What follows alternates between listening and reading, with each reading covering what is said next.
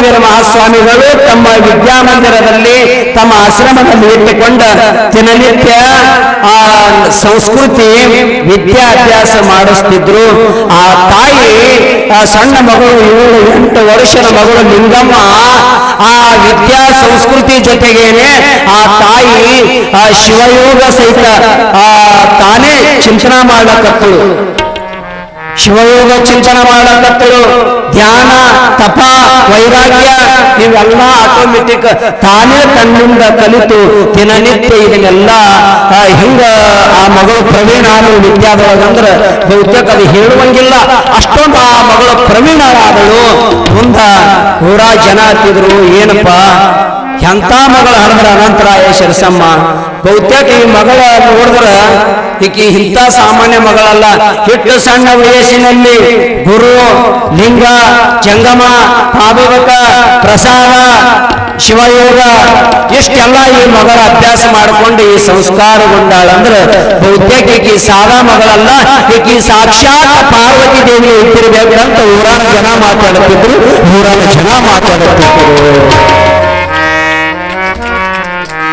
ಮುಂದೆ ಆ ಮಗಳು ಹೀಗೆ ಗುರುಗಳ ಕೈಯಲ್ಲಿ ಬೆಳೆಯುತ್ತ ಮುಂದೆ ಪ್ರಾಯಕ್ಕೆ ಬಂದಳು. ಆ ತಾಯಿಯ ದೇಹದ ಅಂಗಾಂಗಗಳನ್ನ ಬದಲಾಗಕತ್ತು. ಆ ತಾಯಿ ವಯಸ್ಸಿಗೆ ಬಂದಳು.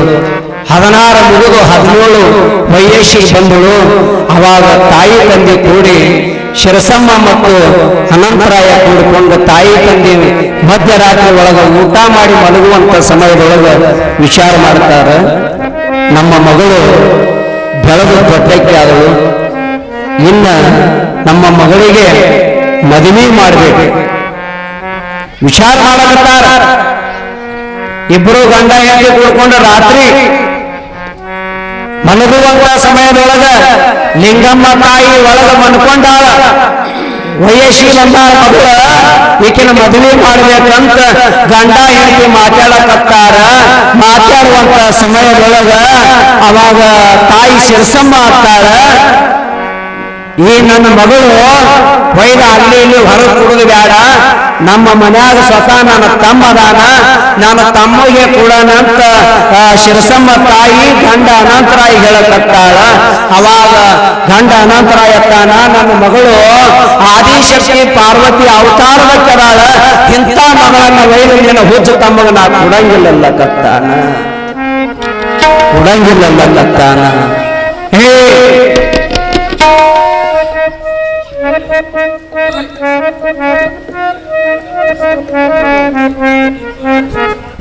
ಹಲೋ ಹಲೋ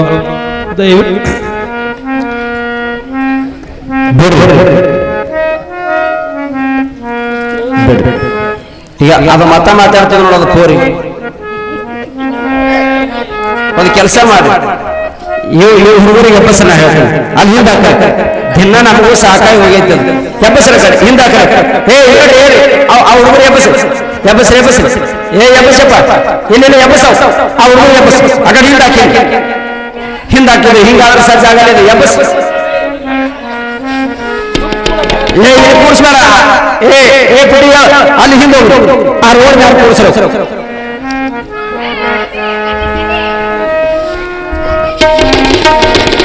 ಹಾಗೆ ಹಿಂದಾಕ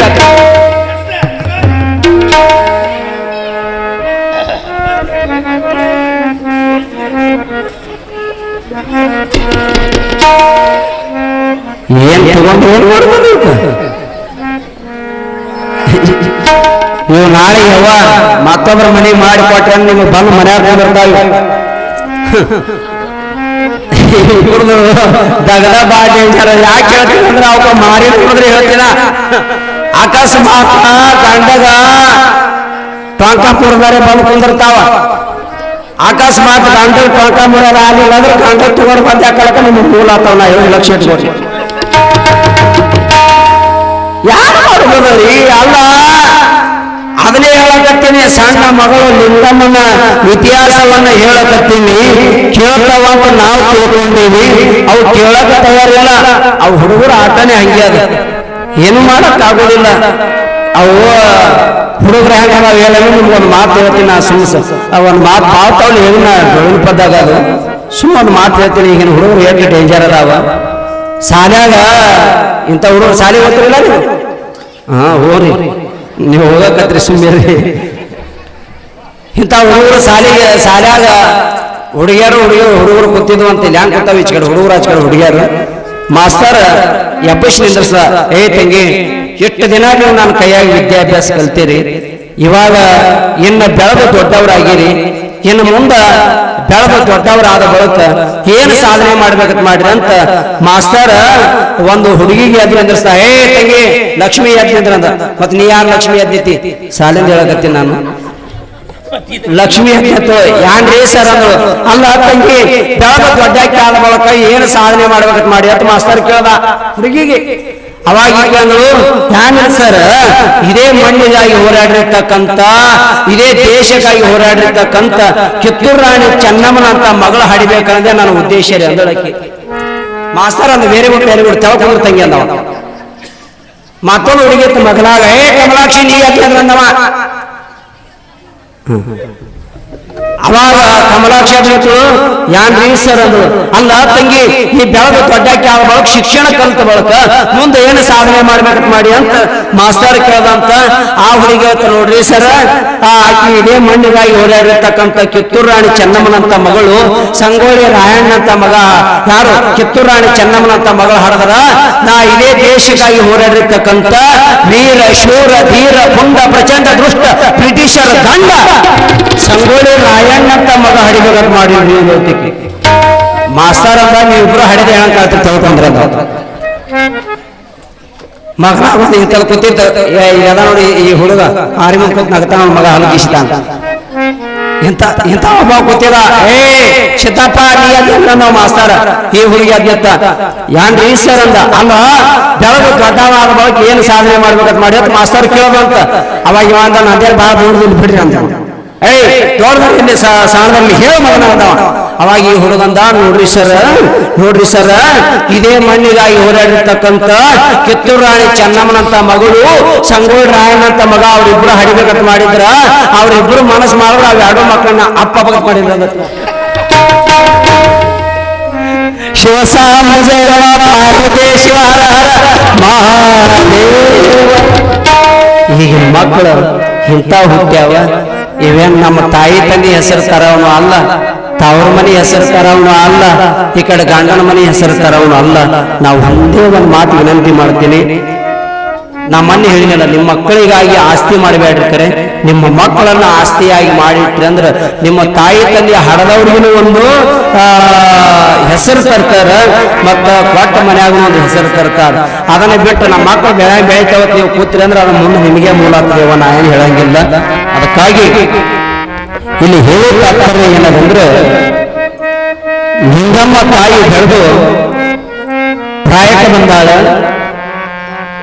ತಾಯಿ ತಂದೆ ಕೂಡಿ ಮಾತಾಡಕತ್ತಾರ. ಅವಾಗ ತಾಯಿ ಶಿರಸಮ್ಮತ್ತಾಳ, ನನ್ನ ತಮ್ಮನಾಗಿರತಕ್ಕಂಥ ಅವ ಒಂದು ಸ್ವಲ್ಪ ಯಥಾರ್ಥದನ, ಹೊರಗಿನವ್ರು ಯಾರು ಹೆಣ್ಣು ಕೊಡುದಿಲ್ಲ, ನನ್ನ ತಮ್ಮಗೆ ಕೊಡ್ತೀನಿ ನನ್ನ ಮಗಳಂತ ಈಕೆ ತಾಯಿ ಶಿರಸಮ್ಮಲ್ಲಕತ್ತಾಳ.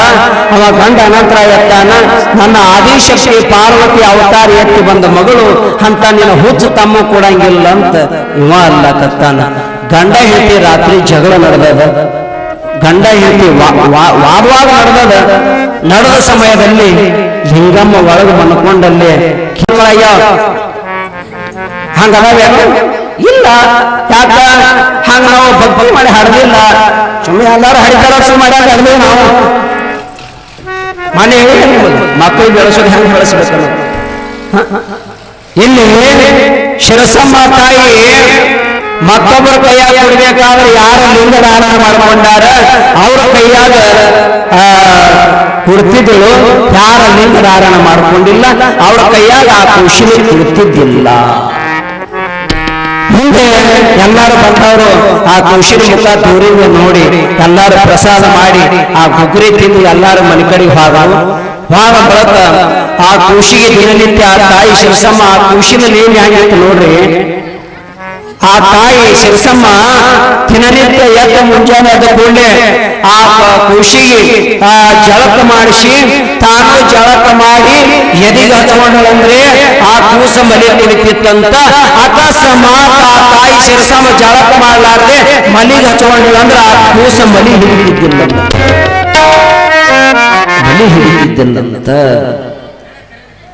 ನಮ್ಮ ಹಂಗದ ಆ ಮಕ್ಕಳು ಹಂಗ ಇವು ಹಿಂಗ ನಮ್ಮ ಬಹುತೇಕ ನಮ್ಮ 4 ವರ್ಷದ ಮಕ್ಕಳು ಆಗ್ಯಾವ. ಮುಂಜಾನೆ ಹಬ್ಬ ಸಹಿತಮ್ಮ ಬಾರು ಆಹಾರ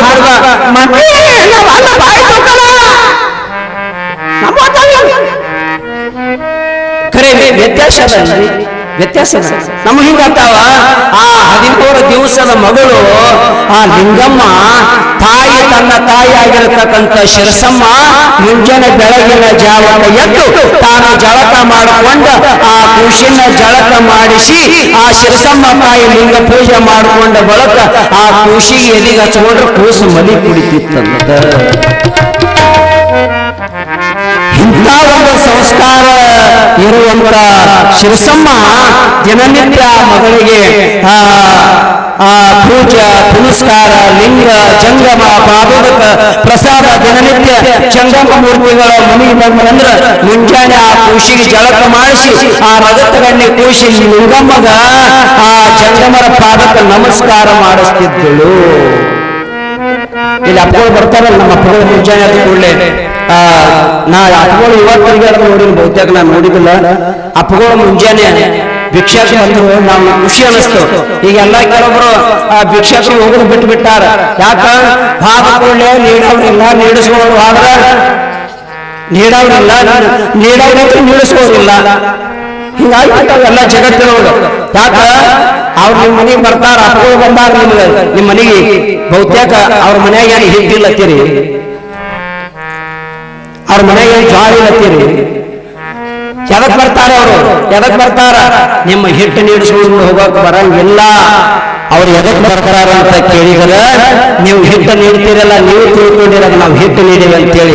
ಹಂಗಲ್ಲ, ನೀವು ಹಿಟ್ಟ ಅವ್ರ ಜೋಳಿಯಾಗ ಹಾಕಿ ಅವ್ರ ಪಾದಕ ನಮಸ್ಕಾರ ಮಾಡಿದ್ರ ನೀವು ಹ್ಯಾಂಗ ಅಂದ ನಮಸ್ಕಾರ ಮಾಡ್ಬೇಕಂದ್ರ ಯಪ್ಪ ದಿನನಿತ್ಯ ನಾವು ಮಾಡಿದ ಪಾಪ ಕರ್ಮಗಳೆಲ್ಲ ಇದನ್ನು ನೀನು ಜೋಳಿಗೆ ತಗೋ ಅಂತೇಳಿ ಅವ್ರ ಜೋಳಿಯಾಗ ಅದಕ್ಕೆ ಹಿಟ್ಟು ನೀಡಿ ಅವ್ರ ಪಾದಕ ಬಿದ್ದರೆ ನಿಮ್ಮ ಕರ್ಮ ತೊಳೆಯದ, ನಿಮ್ಮ ಕರ್ಮ ತೊಳೆಯದ.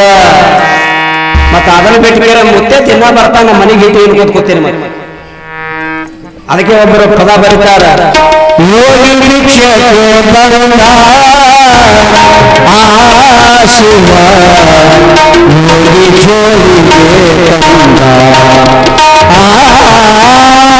ಯೋಗಿ ಭಿಕ್ಷಕ್ಕೆ ಬಂದ ಆ ಶಿವ ಯೋಗಿ ಜೋಲಿಗೆ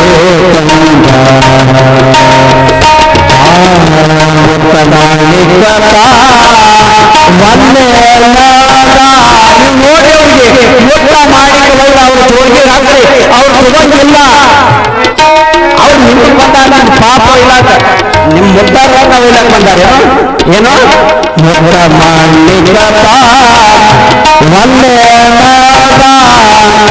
ಪಾಪ ಕರ್ಮ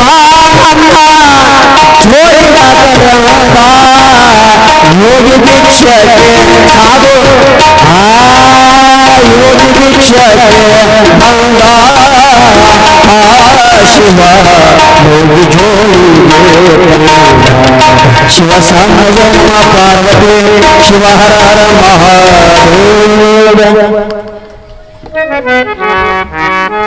ಎದಕ್ಕೆ ಬರ್ತಾರೆ ನಿಮ್ಮ ಮನೆಗೆ ಅಂದ್ರೆ ನಿಮ್ಮ ಪಾಪ ಕರ್ಮ ಒಯ್ಲಕ್ಕೆ ಬರ್ತಾರೆ.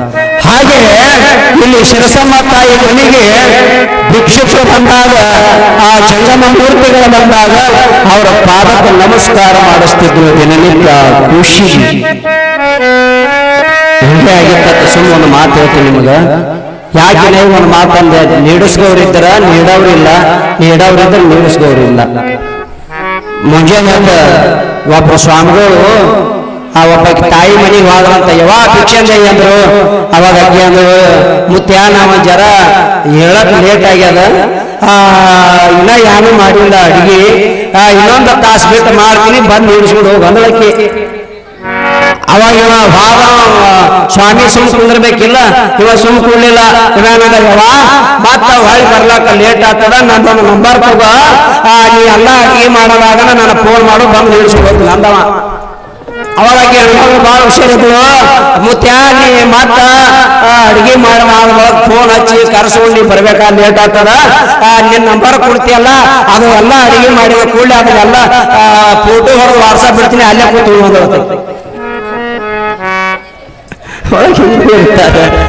ಹಿಂಗೂ ಇರ್ತಾರೆ. ಬಹಳ ಮಜೆ ಅದ ಜಗತ್ತಿನೊಳಗೆ ಬದುಕಬೇಕಾದ್ರೆ, ಬಹಳ ಮಜೆ ಅದ, ಬಹಳ ಮಜೆ ಅದ. ಇಲ್ಲಿ ಶಿರಸಮ್ಮ ತಾಯಿ ಅನಂತರಾಯ ಮಗಳು ಬೆಳೀತಾ ಬೆಳೀತಾ ಬೆಳೆದು ದೊಡ್ಡಕ್ಕೆ ಆಗಕತ್ತಳು, ಅಂಬಗಾಲ ಅಂಡಿ ಹಚ್ಚಿ ನಡೆಯಕತ್ತಳು. ಆ ದಿನನಿತ್ಯ ತಂದೆ ಅನಂತರಾಯ ಆ ಮಗಳಿಗೆ ಮುನ್ನ ಹೆಗಲ ಮೇಲೆ ಕೂಡಿಸಿಕೊಂಡ ಅವ್ರ ಊರಲ್ಲಿ ಇರತಕ್ಕಂಥ ಆ ಶಾಂತವೀರ ಮಹಾಸ್ವಾಮಿಗಳ ಆಶ್ರಮಕ್ಕೆ ಹೋಗಿ ಆ ಗುರುಗಳ ಕಡೆಗೆ ಹೋಗಿ ದಿನನಿತ್ಯ ನಮಸ್ಕಾರ ಮಾಡಿಸಿ ಆ ಮಗಳಿಗೆ ಗುಡಿ ಎಲ್ಲಾ ಗುಡಿಗಳ ತಿರುಗಾಡಿ ಆ ಮಗಳಿಗೆ ದರ್ಶನ ಮಾಡಿಸಿ ದಿನನಿತ್ಯ ಹೀಗೆ ಮನೆಗೆ ಕರ್ಕೊಂಡು ಬರ್ತಿದ್ದ. ಹಿಂಗ ದಿನನಿತ್ಯದಲ್ಲಿ ಅವರ ಆ ಮಗಳನ್ನ ಹೇಗೆ ಬೆಳೆಸಕತ್ತರು ಅಂತ ಕೇಳಿದ್ರೆ ಬಹುತೇಕದ ಅವರು ಬೆಳೆಸೋದ್ರಿಂದೆ, ತಾಯಿ ತಂದೆ ಬೆಳೆಸೋದ್ರಿಂದ ಮಕ್ಕಳು ಒಂದು ತನ್ನದೇ ಆಗಿರ್ತಕ್ಕಂಥ ಕೀರ್ತಿಶಾಲಿ ಆಗ್ತಾವಂತ. ಹಾಗ ಒಂದು ನಡೆ ನುಡಿ ಸಂಸ್ಕಾರವನ್ನ ಆ ಅನಂತರಾಯ ಶಿರಸಮ್ಮ ಸಣ್ಣ ಮಗಳಾಗಿರ್ತಕ್ಕಂಥ ಲಿಂಗಮ್ಮಗ ಬೋಧನೆ ಮಾಡಕತ್ತರು. ಮುಂದೆ ಆ ಮಗಳ ಬೆಳೆಯುತ್ತಾ ಬೆಳೆಯುತ್ತಾ 6-7 ವರ್ಷದಕ್ಕೆ ಆದಳು. 6-7 ವರ್ಷದಕ್ಕೆ ಆದಳು. ಅವಾಗ ತಾಯಿ ತಂದೆ ಕೂಡಿ ವಿಚಾರ ಮಾಡ್ತಾರೆ, ನಮ್ಮ ಮಗಳು ಲಿಂಗಮ್ಮ ಬೆಳೆದು ದೊಡ್ಡಕ್ಕೆ ಆದಳು, ಈಗ ನಮ್ಮ ಮಗಳಿಗೆ ಒಯ್ದು ಎಲ್ಲ ಕಾಲಕ್ಕ ಆಶ್ರಮದೊಳಗೆ ಬಿಟ್ಟು ನಮ್ಮ ಮಗಳಿಗೆ ವಿದ್ಯಾಭ್ಯಾಸ ಕಲಿಸಬೇಕಂತ ವಿಚಾರ ಮಾಡುತ್ತಾರೆ. ವಿಚಾರ ಮಾಡಿ ಅನಂತರಾಯ ಅವ್ರ ಊರೊಳಗಿರ್ತಕ್ಕಂಥ ಒಂದು ಜಂಗಮಾ ಮೂರ್ತಿಗಳಾಗಿರ್ತಕ್ಕಂಥ ಗುರುಮೂರ್ತಿಗಳಾಗಿರ್ತಕ್ಕಂಥ ಶಾಂತವೀರ ಮಹಾಸ್ವಾಮಿಗಳು ಸಂಸ್ಕೃತಿಯ ಒಂದು ವಿದ್ಯಾಮಂದಿರ ಅಂದ್ರೆ ಆಗಿನ ಸಾಲಿ ಈಗಿನ ಸಾಲಿ ವ್ಯತ್ಯಾಸದ. ಏನು ವ್ಯತ್ಯಾಸ ಅದಾವಂದ್ರ ಈಗ ರಗಡ MA PhD BA BEd ಹೀಗೆಲ್ಲ ವಿದ್ಯಾ ಕಲಿಸೋರು ಅದಾರ ಕರೆ, ಆದರೆ ಸಂಸ್ಕಾರ ಕಲಿಸೋರು ಇಲ್ಲ. ಅವಾಗ ಹಾಗೆ ಇದ್ದಿದ್ದಿಲ್ಲ. ಮೊದಲ ನಮ್ಮ ಮಕ್ಕಳನ್ನು ಒಯ್ದು ಅವರ ಆಶ್ರಮಕ್ಕೆ ಬಿಟ್ಟೆವಂದ್ರೆ, ಆ ಶಾಲೆಗೆ ಬಿಟ್ಟೆವಂದ್ರೆ ಮೊದಲ ನಮ್ಮ ಮಕ್ಕಳಿಗೆ ಸಂಸ್ಕಾರ ಕಲಿಸ್ತಿದ್ರು, ಅದರ ಜೊತೆಗೇನೆ ವಿದ್ಯಾ ಕಲಿಸ್ತಿದ್ರು. ಬಹುತೇಕ ಈಗ ರಗಡ ಶಾಲೆಗಳಾಗಿ ಲಕ್ಷಾನುಗಟ್ಟಲೆ ದುಡ್ಡು ಕೊಟ್ಟರೆ ರಗಡ ವಿದ್ಯಾ ಕಲಿಸೋರಾದ ಕರೆ, ಆದರೆ ಸಂಸ್ಕಾರ ಕಲಿಸುವಂತವರು ಇಲ್ಲ. 4 ಲಕ್ಷ 5 ಲಕ್ಷ ಕೊಡ್ರಿ, ನಿಮ್ಮ ಮಕ್ಕಳಿಗೆ ಹಂಗ ವಿದ್ಯಾ ಕಲಿಸ್ಬೇಕಂದ್ರೆ ಹಿಂಗ ಕಲಿಸ್ತಾರ, ಅದು ಹೇಳುವಂಗಿಲ್ಲ, ಹಂಗ ಕಲಿಸ್ತಾರ ಕರೆ, ಆದ್ರೆ ಸಂಸ್ಕಾರ ಕಲಿಸುವಂತ ಶಾಲೆಗಳು ಇಲ್ಲ, ಕಲಿಸುವಂತ ಮಾಸ್ತರ್ಗಳು ಇಲ್ಲ, ಕಲಿಸುವಂತ ಗುರುಗಳು ಇಲ್ಲ. ಹಿಂದಿನ ಕಾಲದಾಗಿತ್ತು ಊರಾಗ ಧರ್ಮಶಾಲೆ ಅಂತಿದ್ದು. ಬಹುತೇಕ ನಮ್ಮ ಅಪ್ಪಗಳಿಗೆ ಗೊತ್ತಿದ್ದಿರ್ಬೇಕು, ನಿಮಗೇನು ಗೊತ್ತಿಲ್ಲ. ಧರ್ಮಶಾಲೆ ಅಂತ ಎದಕ್ಕಿದ್ದು ಅಂದ್ರೆ ಊರ್ ಹೊರಗಿದ್ದು ಅವು. ಧರ್ಮಶಾಲೆ ಅದಕ್ಕೆ ಇರ್ತಿದ್ವು ಅಂದ್ರೆ ಊರಾಗ ಯಾರು ಇಂಥವ್ರ ಮಕ್ಕಳು ತಪ್ಪು ಮಾಡಿದ್ರಂದ್ರ, ಅವ್ರು ದಾರಿ ತಪ್ಪಿ ನಡೀತಿದ್ರಂದ್ರ ಅಂತ ಮಕ್ಕಳಿಗೆ ಕರೆಸಿ ಊರಾಗ 4 ಮಂದಿ ಗುರು ಹಿರಿಯರು ಕೂಡ್ಕೊಂಡು ಆ ಮಕ್ಕಳಿಗೆ ಒಳ್ಳೆ ಸಂಸ್ಕಾರ ಹೇಳಿ ಕೊಡುವಂಥದ್ದಕ್ಕೆ ಅದಕ್ಕೆ ಧರ್ಮಶಾಲೆ ಅಂತ ಕರ್ಕೊಂಡು ಬಂದರು ನಮ್ಮವರು. ಈಗ ಅಂತ ಶಾಲೆಗಳು ಹೋಗ್ಯಾವ, ಏನಿಲ್ಲ, ಮೊನ್ನೆ ಇನ್ನ ಅವಕ್ಕ ಸಂಬಳ ತಗೊಳಕ್ ಬರಂಗಿಲ್ಲ. ನಿಮ್ಮ ಮಕ್ಕಳಿಗೆ ಒಯ್ದು ಇಂಗ್ಲಿಷ್ ಮೀಡಿಯಂ ಹಾಕಿ ಬಿಡ್ತೀರಿ, ಅವು ಎಷ್ಟು ಕಲಿತಾವು, ಅವೇನತ್ತಾವು. ಈಗ ನಮ್ಮ ಮಂದಿ ಏನ್ ಮಾಡಕತ್ತದ, ಕನ್ನಡನೇ ಮರೆತು ಬಿಟ್ಟದ, ಒಯ್ದು ಇಂಗ್ಲಿಷ್ ಕಲಿಸ್ಯಾವು. ಪಪ್ಪ ಮಮ್ಮಿ ಡ್ಯಾಡಿ ಅನ್ಕೋತ ಕೂತು ಬಿಟ್ಟಾವ, ಏನ್ ಮಾಡಕ್ಕಾಗಲ್ಲ. ಅಲ್ಲ, ನಾವು ಎಲ್ಲಿ ಹುಟ್ಟೇವು? ಭಾರತ ದೇಶದಲ್ಲಿ ಹುಟ್ಟಿ ಮತ್ತು ನಮ್ಮ ಭಾರತ ದೇಶದ ನುಡಿಗಳನ್ನ, ನಡವಳಿಗಳನ್ನ, ಆ ಸಂಸ್ಕೃತಿಯನ್ನ ನಾವು ಮರ್ತೇವಂದ್ರ ಬಹುತೇಕ ನಮ್ಮ